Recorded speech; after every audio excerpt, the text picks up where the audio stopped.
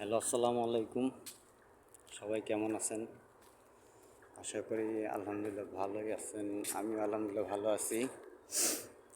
তো যেটা বলার জন্য আবার অনেক দিন পর ভিডিও করতেছি, সেটা হচ্ছে আগে শুনতাম যখন স্কুল কলেজে পড়তাম, তখন শুনতাম একাকিত্ব একটা রোগ।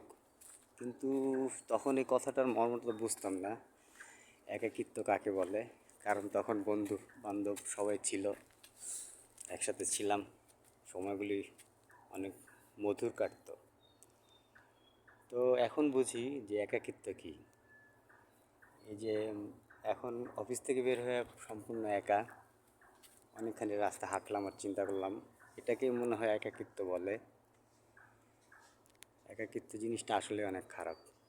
তো সবাই ভালো থাকবেন, দোয়া করবেন। আল্লাহ হাফেজ।